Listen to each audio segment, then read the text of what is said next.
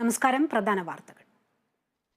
2024 March 2ാം വർഷ higher secondary പരീക്ഷയിൽ ആകെ 2024 സ്കൂളുകളിൽ നിന്ന് റെഗുലർ വിഭാഗത്തിൽ 3,74,755 പേർ പരീക്ഷ എഴുതി. 2,94,888 പേർ ഉപരിപഠനത്തിന് യോഗ്യത നേടി.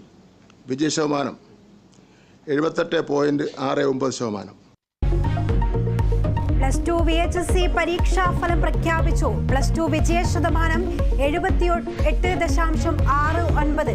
കഴിഞ്ഞ വർഷത്തേക്കാൾ 4.26% കുറവ്. 39,242 പേർക്ക് മുഴുവൻ വിഷയത്തിലും A+.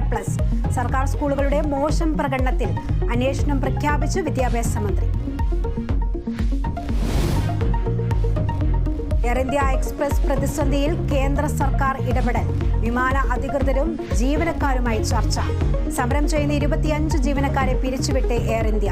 വിമാനങ്ങൾ റദ്ദാക്കിയതിൽ യാത്രക്കാരുടെ പ്രതിഷേധം.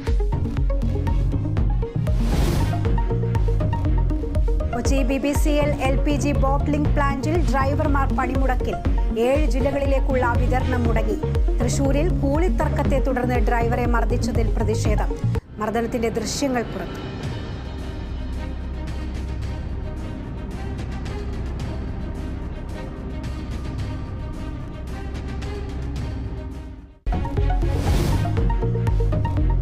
കൊല്ലത്ത് പെൺസുഹൃത്തിന് പിറന്നാൾ കേക്കുമായി പോയ യുവാവിന് ആൾക്കൂട്ടമർദ്ദനം. മർദ്ദനത്തിന് ഇരയായത് പത്തനംതിട്ട സ്വദേശി മുഹമ്മദ് നഹാസ്. മണിക്കൂറുകളോളം കെട്ടിയിട്ട് തേങ്ങ തുണിയിൽ പൊതിഞ്ഞ് മർദ്ദിച്ചെന്ന് യുവാവ്. കേസെടുത്തില്ലെന്നും ആരോപണം. കോഴിക്കോട് സ്റ്റീൽ കോംപ്ലക്സ് കേരളത്തിന് നഷ്ടമാകുന്നു. പൊതുമേഖലാ സ്ഥാപനം സ്വകാര്യ കമ്പനിക്ക് ചുളുവിലക്ക്. കൈമാറാൻ നാഷണൽ ട്രിബ്യൂണൽ ഉത്തരവ്. സംസ്ഥാന സർക്കാർ അപ്പീൽ നൽകും. IPL-ൽ ഇന്ന് പഞ്ചാബ് ബംഗളൂരു പോരാട്ടം. മത്സരം രാത്രി 7:30 ധരംശാലയിൽ. പ്ലേ ഓഫ് സാധ്യത നിലനിർത്താൻ ഇരു ടീമുകൾക്കും വിജയം നിർണായകം.